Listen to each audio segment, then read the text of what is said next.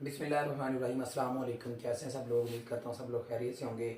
आज का जो हमारा टॉपिक है जिसको हमने डिस्कस करना है वो है सेकंड ईयर बायोलॉजी में से, और क्या नाम है जी, एक्सक्रीशन इन वर्टिब्रेट। ये वाला टॉपिक हम क्या करेंगे, इसको शुरू करने जा रहे हैं। इससे पहले हमने इन वर्टिब्रेट के अंदर डिस्कस किया था एक्सक्रीशन का।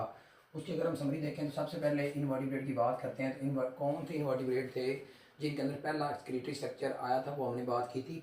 हाइड्रा के अंदर कोई स्ट्रक्चर नहीं था, प्लानेरिया के अंदर एक्सक्रीटरी स्ट्रक्चर था जिसको हमने क्या बोला था, प्रोटोनेफ्रीडिया।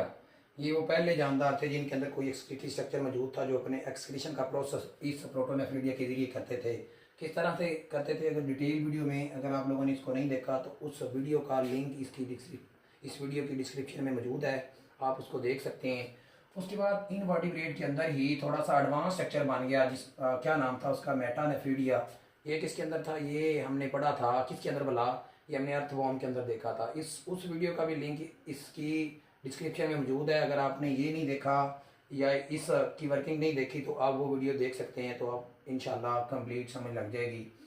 बात करते हैं वर्टिब्रेट की। हमारा टॉपिक मेन वर्टिब्रेट या वर्टिब्रेट में हैग फिशेज की बात करते हैं। सबसे पहले हैग फिश वो पहले वर्टिब्रेट हैं जिनके अंदर किडनी नुमा स्ट्रक्चर बना था। और ये वाला जो किडनी नुमा स्ट्रक्चर था बेसिकली ये क्या थी, ये ट्यूब्स थी जो क्या हुई थी, अरेंज हुई थी। किस तरह से अरेंज हुई थी, सेगमेंटेड वे के अंदर। ये वाली जो ट्यूब थी सेगमेंटेड वे में। और इनके बाद हैग फिशेस के बाद बकायदा तौर पे वर्टिब्रेट के अंदर बकायदा तौर पे क्या बन गई, किडनीज आ गई। और किडनी के अंदर भी आपको पता है एक फंक्शनल यूनिट होता है, उस फंक्शनल यूनिट को क्या बोलते हैं, जिसको आप कहते हैं स्ट्रक्चरल एंड फंक्शनल यूनिट। और उस स्ट्रक्चरल एंड फंक्शनल यूनिट को क्या बोलते हैं, नेफ्रॉन। इसको हम इंशाल्लाह फर्दर आगे लेक्चर में जाके डिस्कस भी करेंगे। तो ये ओवरऑल समरी थी। इससे पहले जो बात की, हमारा जो आज का जो टॉपिक है जिसमें हमें मेन डिस्कस करना है एक्सक्रीटरी या स्ट्रक्चर इन मैन या एक्सक्रीशन इन मैन। तो आपको पता है इंसान के अंदर हमने एक्सक्रीटरी स्ट्रक्चर को डिस्कस करना है आज। अगर बात करें मेटाबॉलिक वेस्ट की, किसके अंदर, इंसान के अंदर मेटाबॉलिक वेस्ट, तो सबसे पहले आपने ये बात याद रख लेनी है कि ये जितने भी मेटाबॉलिक वेस्ट है ये सारे के सारे सेल लेवल पे हो रहे होते हैं। मिसाल के तौर पे हमारे पास ये क्या है, एक सेल है, सेल लेवल है। इस सेल लेवल में जितने भी इसके अंदर कुछ ना कुछ क्या होगा, मेटाबॉलिज्म होगा। मेटाबॉलिज्म के नतीजे में क्या निकलेंगे, मेटाबॉलिज्म के नतीजे में कुछ वेस्ट निकलेंगे। कुछ क्या निकलेंगे, कुछ वेस्ट, जिनको क्या बोलेंगे, मेटाबॉलिक वेस्ट। अब ये जो मेटाबॉलिक वेस्ट हैं, मेटाबॉलिक वेस्ट डिफरेंट तरह के हैं। अब डिफरेंट तरह के कौन कौन से हैं आपको पता है, यूरिया है, यूरिक एसिड है, उसके बाद आपको पता है क्रेटिनाइन है, क्रेटिनाइन है, उसके बाद बिलीरुबिन है, उसके बाद डिफरेंट तरह के आप कह सकते हैं टॉक्सिन भी प्रोड्यूस होते हैं। ये सारे के सारे मेटाबॉलिज्म के दौरान प्रोड्यूस होते हैं। अब ये जो यूरिया है ये प्रोड्यूस होता है जब मेटाबॉलिज्म होता है अमाइनो एसिड का। अमाइनो एसिड का जब मेटाबॉलिज्म होगा तो इसके मेटाबॉलिज्म के नतीजे में यूरिया निकलेगा। जब न्यूक्लिक एसिड का मेटाबॉलिज्म होगा, न्यूक्लिक एसिड का मेटाबॉलिज्म होगा तो उसमें से यूरिक एसिड निकलेगा। और जब क्रीटाइन, बेसिकली क्रीटाइन क्या है, ये एक एनर्जी का सोर्स है। मसल के चैप्टर में हम इंशाल्लाह इसको जाके डिस्कस करेंगे भी। तो इस का जब मेटाबॉलिज्म होता है तो उसमें क्रेटिनाइन मेटाबॉलिक वेस्ट प्रोड्यूस होता है। और जब मेटाबॉलिज्म होता है HB का, हीमोग्लोबिन का, ठीक है, ये सेंट्रल मॉलिक्यूल है, इसका जब मेटाबॉलिज्म होगा तो उसका जो मेटाबॉलिक वेस्ट होगा वो बिलिरुबिन प्रोड्यूस होगा। और कुछ मेटाबॉलिज्म में टॉक्सिन भी प्रोड्यूस होते हैं। ये कहाँ से कैसे प्रोड्यूस होते हैं, बाज़ दफ़ा फूड के अंदर कुछ फूड अडिक्टिव होते हैं। क्या होते हैं, फूड अडिक्टिव, या कह लें कुछ ड्रग्स होते हैं, या कुछ पेस्टिसाइड्स होते हैं, पेस्टिसाइड्स। इसकी वजह से, इन तीनों की वजह से ये क्या हो जाता है, ये प्रोड्यूस हो जाता है। तो ये मेटाबॉलिक वेस्ट हैं जो सारे के सारे किसी भी जानदार के अंदर या इंसान के अंदर किधर प्रोड्यूस होते हैं, सेल लेवल पे प्रोड्यूस होते हैं। तो अगर हम बात करें एक्सक्रीटरी ऑर्गन जो है मैन के अंदर वो कौन कौन से हैं, तो एक्सक्रीटरी ऑर्गन सबसे पहले किडनी है, स्किन है, लंग्स है और लीवर है। तो इसको अगर हम देखते हैं, अगर बात करें किडनी की, तो किडनी दो काम कर रहा होता है। एक तो ऑस्मो रेगुलेटरी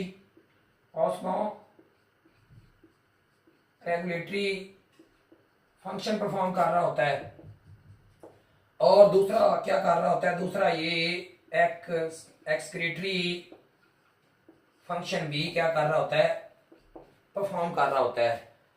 अगर बात करें स्किन की, तो स्किन के अंदर भी दो तरह के कह लें, दो काम हो रहे होते हैं। इसकी बॉडी स्किन के अंदर क्या मौजूद होंगे, स्वेट ग्लैंड होंगे, स्वेट ग्लैंड, और दूसरा इसके अंदर, इसकी बॉडी के अंदर कुछ स्पीशियस ग्लैंड भी मौजूद होंगे, स्पीशियस ग्लैंड।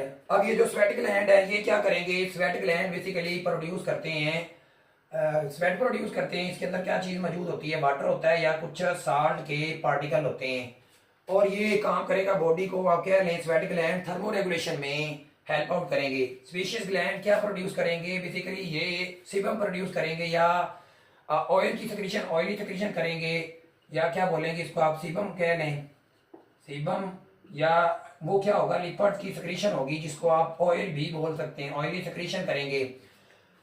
स्वेट ग्लैंड तो थर्मो रेगुलेशन कर रहे थे, ये जो सीबेशियस ग्लैंड है ये जो सीबम प्रोड्यूस कर रहे हैं जिसकी नेचर लिपिड की टाइप है या ऑयल की नेचर है, ये बेसिकली प्रोटेक्शन का काम करती है माइक्रो ऑर्गेनिज्म से। उसके बाद अगर हम बात करें किसकी, लंग्स की, तो आपको पता है लंग्स क्या करते हैं, एक्सक्रीट करते हैं या एग्जिट करते हैं, क्या चीज, ये आप लोग सारे जानते हैं, एग्जिट कार्बन डाइऑक्साइड को। अगर बात करें लीवर की, ये भी क्या है, एक्सक्रीटरी ऑर्गन है, तो आपको पता है लीवर का क्या काम है, बेसिकली ये एक्सक्रीट करता है, क्या करता है, एक्सक्रीट करता है, क्या चीज, नाइट्रोजीनियस वेस्ट को, क्या करता है, नाइट्रोजीनियस वेस्ट को क्या करता है, एक्सक्रीट करता है। इसके साथ साथ कुछ बाइल पिगमेंट होते हैं जो कि प्रोड्यूस होते हैं, उनको भी ये क्या करता है, एक्सक्रीट करता है। अगर हम लीवर की बात करें तो लीवर क्या है, बेसिकली ये क्या है, सेंट्रल स्टेशन है, सेंट्रल बुनियादी स्टेशन, मरकज है किसका, मेटाबॉलिज्म का, क्योंकि बॉडी के अंदर जो मेटाबॉलिज्म हो रहा है सारा का सारा, उसका जो बुनियादी मरकज है वो कौन सा ऑर्गन है, वो लीवर ही है। इस वजह से इसको हम मेटाबॉलिक क्लीयरिंग हाउस भी बोलते हैं, मेटाबॉलिक क्लीयरिंग हाउस क्या बोला जाता है, metabolic clearing house of the body भी बोला जाता है लीवर को। अब ये जो इस फंक्शन की वजह से बेसिकली ये एक जो लीवर है ये क्या है, वाइटल ऑर्गन है, जो कि क्या लें बुनियादी क्या लें मरकजी ऑर्गन है, जो क्या करता है, असिस्ट करता है, क्या करता है, असिस्ट किस चीज की, all organ and organ system, body के अंदर जितने भी ऑर्गन हैं या ऑर्गन सिस्टम है ना, उन सब की क्या कर रहा होता है, ये मदद कर रहा होता है हेमियोस्टेसिस के इस फंक्शन की, लीवर के इस फंक्शन की वजह से हेमियोस्टेसिस में इसका ये क्या ले मरकजी किरदार होता है, किसका, लीवर का, और इस वजह से इसको क्या बोला जाता है, इसको पिवाइटल ऑर्गन बोला जाता है, मरकजी ऑर्गन बोला जाता है, जो कि सहारा देता है जितने भी बॉडी के अंदर ऑर्गन है या ऑर्गन सिस्टम है। इसके अंदर क्या चल रहा होता है, यूरिया साइकिल भी चल रहा होता है। यूरिया साइकिल को आप लोग जानते हैं कि यूरिया का बनना, अब यूरिया कैसे बनता है, इसकी बॉडी के अंदर ये एक मॉलिक्यूल आपको नजर आ रहा होगा, क्या नाम है जी, ऑर्निथाइन। ऑर्निथाइन के साथ जब एक कार्बन डाइऑक्साइड का मॉलिक्यूल और एक अमोनिया का मॉलिक्यूल मिलते हैं तो ये एक मॉलिक्यूल बना देते हैं जिसको क्या बोलते हैं, सिट्रोलीन। अब सिट्रोलीन के साथ दूसरा अमोनिया का मॉलिक्यूल मिलता है, जब दूसरा अमोनिया का मॉलिक्यूल मिलेगा तो ये एक मॉलिक्यूल में कन्वर्ट हो जाएगा सिट्रोलीन, जिसको क्या बोलते हैं, आर्जिनोसेक्सिनेट, और आर्जिनोसेक्सिनेट फर्दर आगे कन्वर्ट होगा आरजी9 में, और आरजी9 के ऊपर एक एंजाइम असरअंदाज करेगा आरजीनेज, और इसमें से वो क्या कर देगा, एक यूरिया का मॉलिक्यूल क्या कर देगा, रिमूव करवा देगा और आरजी9 को कन्वर्ट कर देगा ऑर्निथाइन में, और ऑर्निथाइन तैयार हो जाएगा, रेडी हो जाएगा अगले साइकिल में जाने के लिए। तो ये हमने जो पढ़ा है, ये पढ़ा है एक्सक्रीटरी रोल ऑफ लीवर। इसका जो होम्योस्टैटिक रोल है, या इसके बाद जो बुक में जो बॉक्स बना हुआ है, इंशाल्लाह उसको हम अगली ही वीडियो में क्या करते हैं, डिस्कस करते हैं। इसमें आपने ये चीजें याद रखना है, बाद दफा इसमें शॉर्ट क्वेश्चन आ जाता है कि स्किन जो है वो एक्सक्रीटरी ऑर्गन है या नहीं है, तो स्किन जो है वो एक्सक्रीटरी ऑर्गन नहीं है, ठीक है। लेकिन ये बात याद रखिएगा, एक्सक्रीशन और सेक्रेशन में आपको फर्क का पता होना चाहिए। एक्सक्रीशन क्या होता है, वो चीज जो क्या करती है, बॉडी से किडनी के जरिए निकलती है, तो वो एक्सक्रीटरी मटेरियल होगा, वो एक्सक्रीटरी कह लें स्ट्रक्चर होगा। लेकिन सेक्रेशन वो होती है जो किसी भी ग्लैंड से निकलती है, तो इसके अंदर स्वेट ग्लैंड है और स्पीशियस ग्लैंड है, सेक्रेटरी काम करती है, स्किन एक्सक्रीटरी रोल किरदार अदा नहीं करती।